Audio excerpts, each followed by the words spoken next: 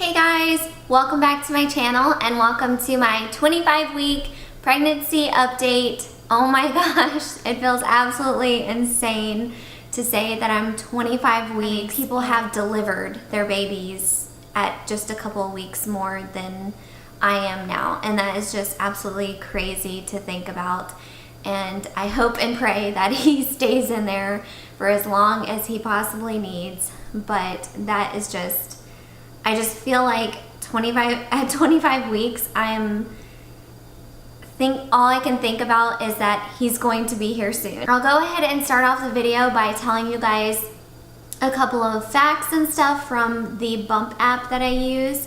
So this week it says that the baby is about the size of a cauliflower and is about 13.5 inches and weighs about 1.5 pounds. And then I'll tell you a couple of the symptoms that the Bump app says that I should be experiencing this week.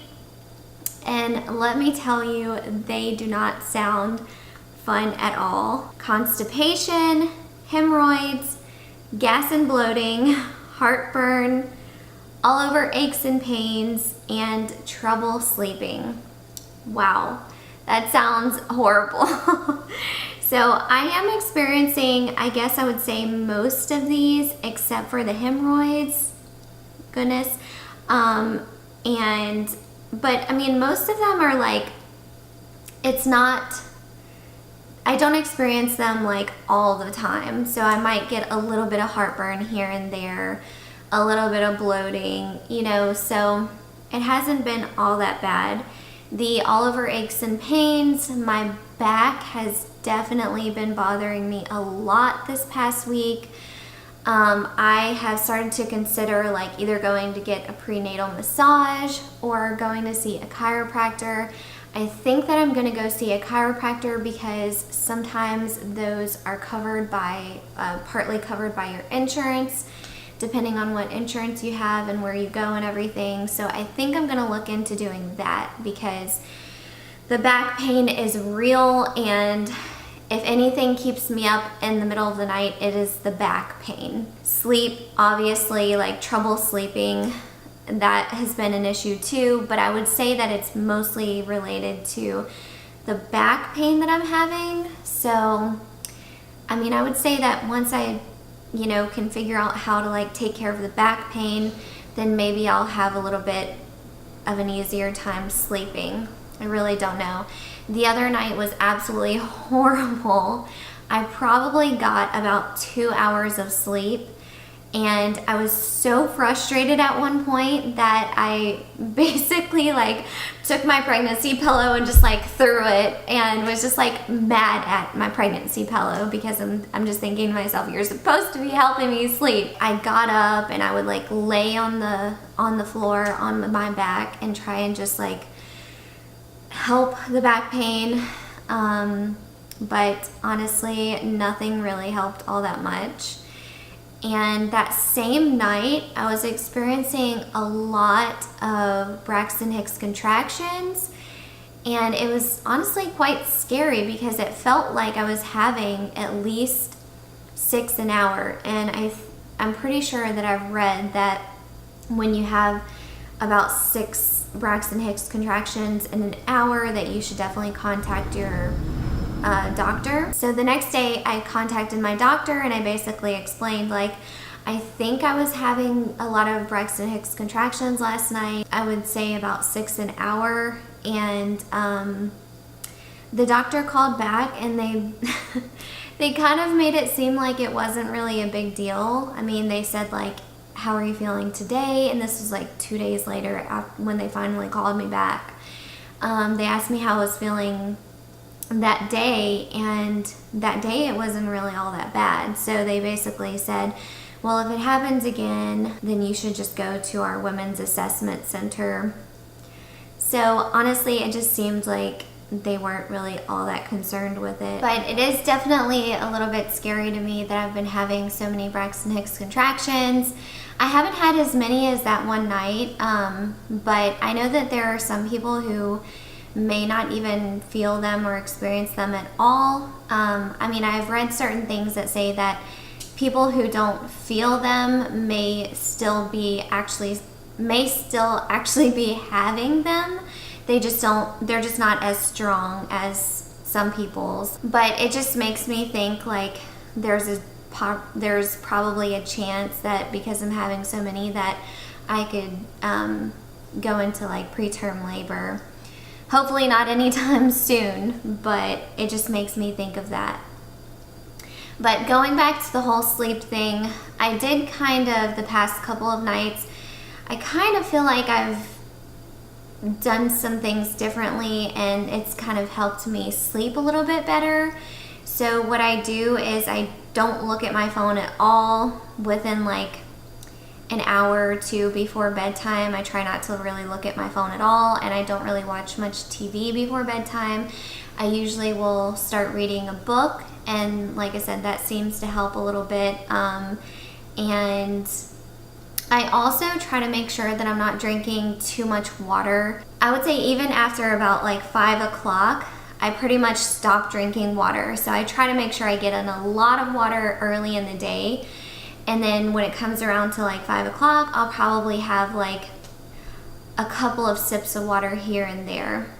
And I think that seems to help as well, because that means I don't need to get up in the middle of the night to go pee as much. Before I was doing that, I was probably getting up at least 2 or 3 times a night, and now I only get up once a night. And I also, whenever I go to the bathroom, I don't turn on the bathroom light. I actually just have like a little carry lantern type of thing. I know that sounds so like silly to say, but it's like this little touch light thing, and it glows different colors. And so I just bring that into the bathroom with me because it's not very bright. And I figured that maybe not turning on a bright light would help a little bit. And like I said, doing these things actually does seem to help. So another thing that is, I guess it would be considered as a symptom is, if some of you guys have been following along, you know that I have fibroids on the outside of my uterus that have grown with my pregnancy. They are starting to become a lot more noticeable visibly and physically. They're starting to feel like sort of like a pinching sensation, and it's just in this one spot, so I know it's the fibroids. And it sucks so bad because one side of my stomach feels absolutely fine, and then the other side of my stomach is just this like constant pinching feeling. And I just wish so bad that it didn't feel that way, and I feel like it's only going to get worse. And the doctors have told me that if they continue to grow with the pregnancy, then eventually they might start to die, and that is going to be very painful. And I might actually have to go into the hospital for them to give me medications to help with the pain of those. So that is just not very fun to think about, and I just wish that they weren't there. Another symptom that I've been having is just kind of feeling down about the fact that I'm not physically able to do things that I used to be able to do. And obviously it's like, I know that comes with pregnancy, like eventually you can't really do the things that you used to do. But I feel like this past week it's kind of just gotten to me more, and I feel like just doing a simple thing like vacuuming one of the rooms is a really big task for me now. And I just get so exhausted doing it, and I just, it just makes me feel like it's just such a weird feeling to feel like you used to be able to do something and now you can't do it the way you used to do it anymore.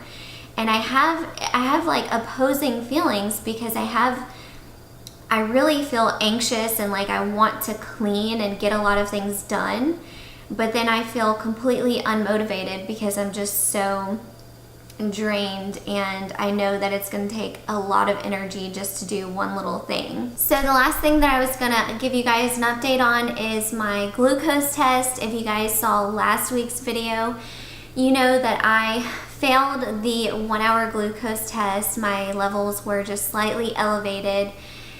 And so I ended up having to do the 3 hour glucose test. Well, I have completed the 3 hour glucose test and I passed, yay! I'm so excited, and I passed basically with like flying colors, guys. Like, my levels were actually pretty low, which makes me wonder if having those 3 pieces of toast that I had the day of the 1 hour test, if I would have not had toast that day, if I would have actually passed the 1 hour test and would have never had to do the 3 hours. I might have been able to avoid it if my doctor wouldn't have said to just not eat anything too sweet before the 1 hour test. So in my mind, when somebody tells me don't eat anything too sweet, it just makes me think, okay, well, obviously I shouldn't eat cookies or cake or like a soda or something like that. I didn't realize that carbs are basically like sugar. I mean, I don't know if that's actually correct or not, but from some things that I've read and one of my friends telling me that carbs, I shouldn't have had carbs. Like, if I would have had something different, like just some protein, like bacon or something, I probably actually would have passed. So I was a little upset that my doctor wasn't more specific about what I could eat before the glucose test, because I honestly believe that if I wouldn't have had the toast that I had, then I would have passed. So anyways, the 3 hour glucose test really wasn't all that terrible. For the 3 hour glucose test, you actually get your blood drawn 4 times. And so it was really, I've never had my blood drawn that many times within that short time span. So I was really nervous about that, but it really wasn't all that bad. And the lab person, they actually stuck me in the same arm like twice in a row, which honestly I was kind of confused about, because I thought maybe that they would alternate arms. But no, they did it twice in a row in the same arm. I was not too happy about that, but honestly, it wasn't all that bad. And for all of you who didn't see my last update, and when I was talking about the glucose test and the glucose drink that you have to drink, and how I said that it really wasn't that bad at all, that I was actually quite shocked at the fact that it was like, honestly, it was easy peasy to me. Some people's taste buds are totally different, but because I had so many people basically tell me like, this is the most disgusting thing you'll ever drink, I was a little worried about it. I mean, I know that some people can be pretty dramatic about those things, but I was a little worried about the drink and thinking like it might make me feel sick and stuff like that. And honestly, it was nothing. I mean, the first time that I had to drink it, I had the orange one, and it was just the 50, I think it's 50 milligrams. And it wasn't bad at all. And then the second time, I don't even know what flavor it was, because it was just clear, and I think it was 100 milligrams, and it really wasn't that bad at all either. I think that is actually all that I have for you guys today. And I'm sorry if this video was a little bit chatty. Oh, and if you guys can't really see my shirt says it's not a food baby. I just thought this was so adorable. I found it on Etsy, and I actually took a picture for my 25 weeks baby bump picture update, I guess you could say, on Instagram. So if you guys aren't following me, you can go follow me here. And yeah, I think that is actually all that I have for you guys today, and I will go ahead and show you my baby bump, and I'll see you guys next time. Bye!